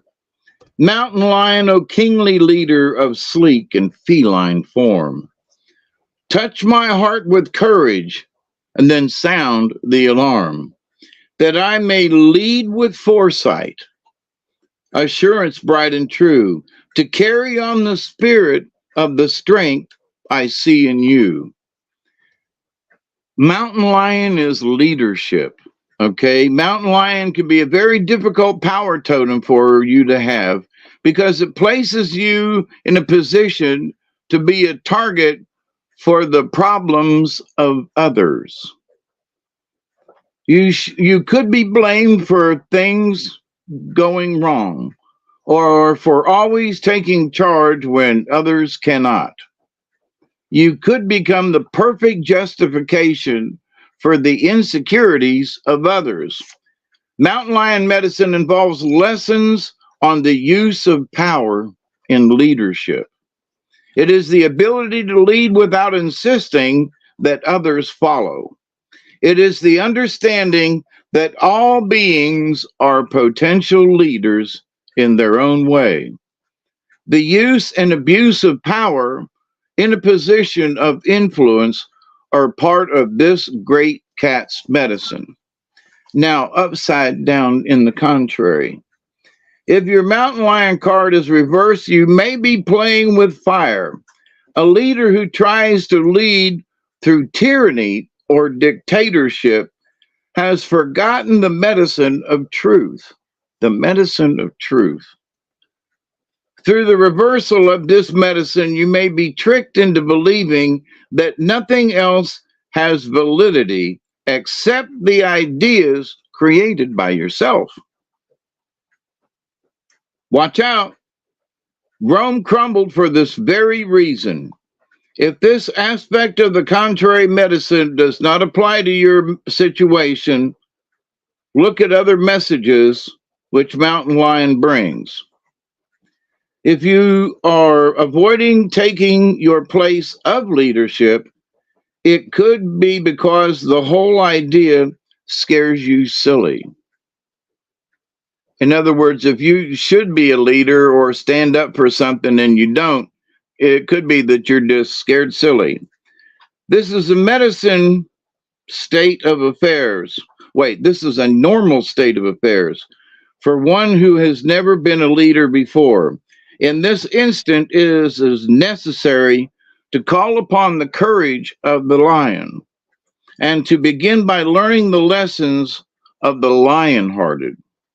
Another message of Mountain Lion reversed is to not let yourself be led down the primrose path by a leader who is abusing power. That's a biggie. We got a bunch of folks abusing power. If you want to put yourself on the road to being a leader in your own right, ask questions of anyone to whom you have given authority. See if they carry the medicine of mountain lion and whether you can grow into your own leadership by observing how they handle the task of setting examples. Now, the next card I pulled, there's 3 of them tonight, is Hummingbird, number 44. And it seems like the Hummingbird keeps coming up here and there. And the last one is Whale, which is number 41, but it's upside down. Hummingbird is right side up. I'll be there in a second. Hummingbird is joy. Hummingbird, joyful little sister, nectar that you crave. All the sweetness of the flowers is the love you have gave. Hummingbird is associated with the ghost shirt religion, which taught that a certain dance done properly would bring about the return of the animals, and that white people would disappear. Once again, the original people would know the joy of the old ways. In Mayan teachings, the hummingbird is connected to the black sun and the 5th world. Hummingbird can give us the medicine to solve the riddle of the contradiction of duality. The song of Hummingbird awakens the medicine flowers. Hummer sings a vibration of pure joy. Flowers love Hummingbird because nectar sucking brings about the reproduction of their families. Plants flower and live because of Hummingbird. If Hummingbird is in your personal medicine, you love life and its joys. Your presence brings joys to others.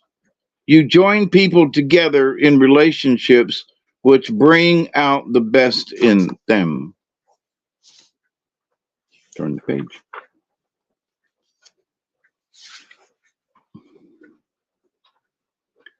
Hummingbird hears celestial music and is in harmony with it. Hummingbird may invite you to an art museum or a concert. Hummingbird energetically embraces the highest aesthetics. Never be coarse in front of Hummingbird, for this is a fragile medicine which may have no understanding of worldly affairs. Beauty is the target, and Hummingbird's mission is to spread joy or be destroyed. Hummingbird quickly dies if caught, caged, or imprisoned. Follow Sister Hummingbird, and you will be filled with paroxysms of joy and experience a renewal of the magic of living.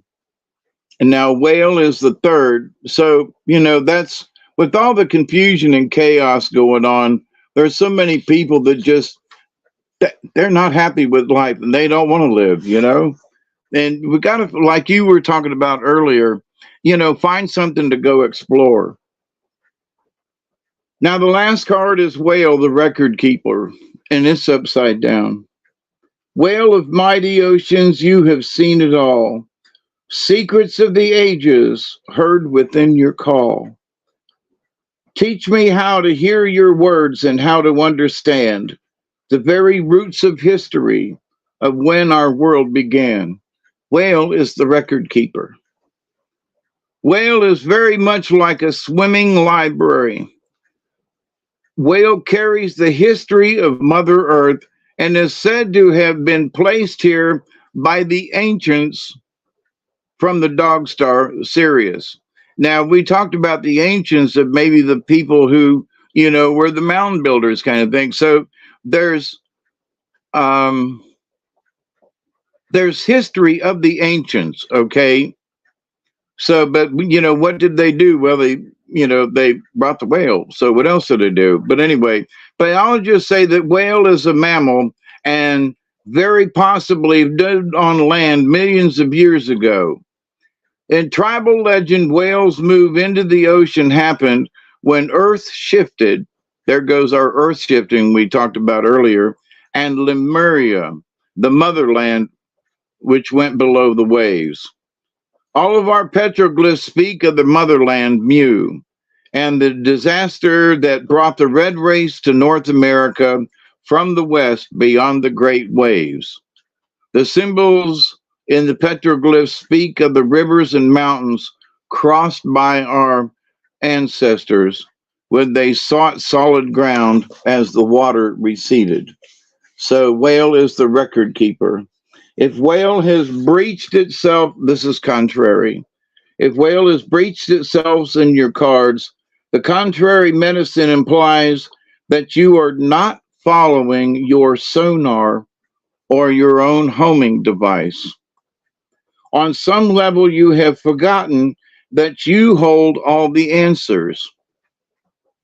You hold all the answers you need to survive and to grow and to claim the power of your chosen destiny. You have the power. On some level, you have forgotten that you hold all the answers. It may be that you are having to deal with a lot of chatter in your head and cannot get to your personal records. If so, you may need to use other sounds to enter the silence. The drum or rattle, the Indian flute, or the sounds of nature may help. The call of whale is the lullaby of the tides. Rock yourself gently and float into the world of the sea. Flow with the waters of time and collect your answers. Your answers. They are the only truth that will lead to your personal pathway of knowing. I've talked about the Akashic records over the years, and everybody thinks that there's one great big Akashic record that fits everybody. That's not true. We each have our own personal Akashic records, and that's what this is talking about. Contrary whale is saying that you must desire to know. How bad do you want to know? You must seek the whale song within you. In hearing whales call, you will connect to the ancients on a cellular level. In other words, in the great quantum. And then as you relax into the flow of the song's rhythm, you will begin to open your unique library of records. It may not come all at once. It may take practice, and it will come at different times. But if you hold the desire to know close to your heart, it will be the whale's gift to you. Look to the great star nation and send gratitude to Sirius for the song of the whale.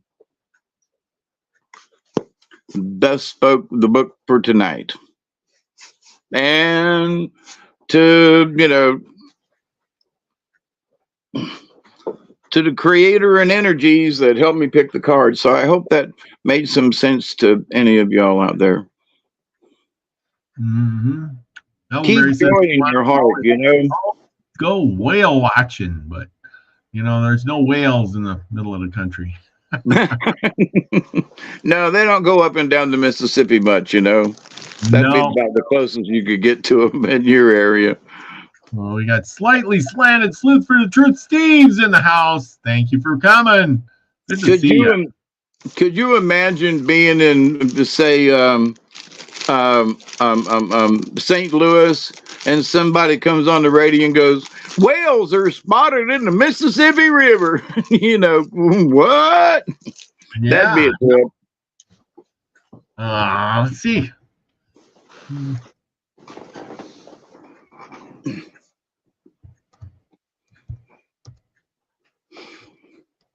Here. Anyway, Mark the Spark Arc says, "Good reading." Susie Q says, "Thank you, Robert and David. Thank you." Lady Spitfire says, "Very awesome." David Null, thank you. Good cards. Mark the Spark says good cards. Thank you. You're welcome. Yeah. And Scotty Boy says sharks do go up the Mississippi. These two all. The whale in Mississippi River. Well, whale beached along the Mississippi River. Pygmy killer whale rescue. No. Whale found on Mississippi Beach. I'm trying to see if there has ever been that. You know, don't ever say never when you never know. Yep. I could see where maybe a dolphin would make it up the river. Let's see. Whale washes up ashore in Mississippi. Nope, that's not it either. Nope. But yeah, you know, things like that sometimes happen. But see, you can't take a saltwater animal and put it in fresh water because they will dry up like a. I mean, they're used to the salt water. You can't. It just doesn't work that way. Yeah. There's been some saltwater fish that go up a certain way up in the rivers where it's brackish, you know, but for those folks who don't live around brackish waters, you don't know that kind of stuff. But anyway. Yeah. But, you know, it does. I think weird things like that happen, but they don't last very long. Nope. Let's see. Newly discovered whale. It's too late for mysterious newly discovered whale. What happens to whale found? I'm trying to look. Whale spotted. Young whale who stranded in the tide. No, just dead whales. Dead dolphins found around Mississippi. That's the thing. They get up in there and then they just die. Humpback whale. Mississippi, the state of Mississippi has beaches. So do they mean the Mississippi River or the state of Mississippi along the beach? Yeah, I don't know. I'm trying to find. I'm just reading headlines. It would make sense that that a whale beached itself on on the beach in Mississippi. Yeah, it says here's one that says humpback whale baffles scientists after returning to Kakadu River. I don't know where that is.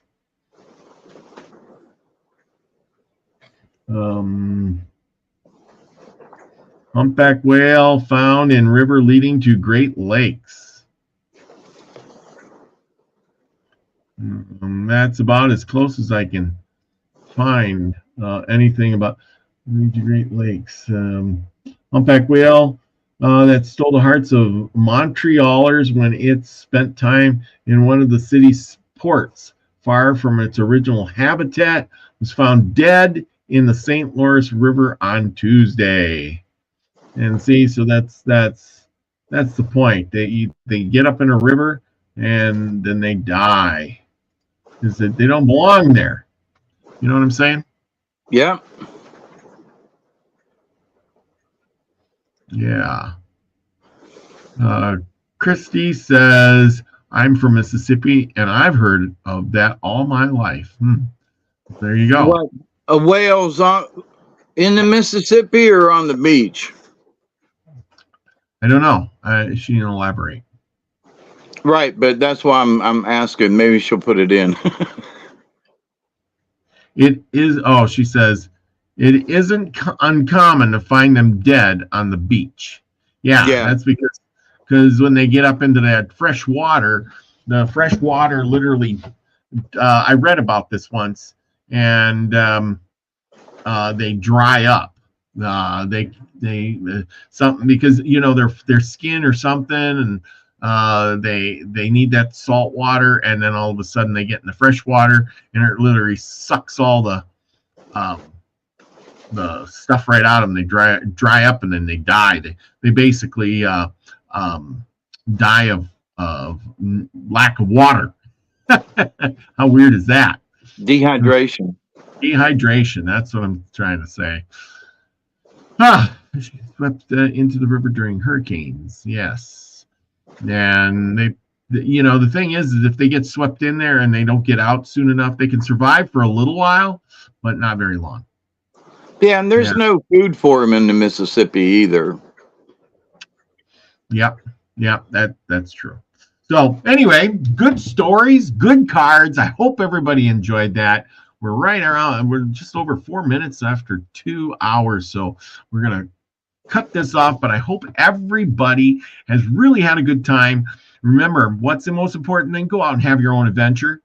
Go out, check out these burial mounds. We got so much history in our own backyards. Send me some pictures. Tell me your story.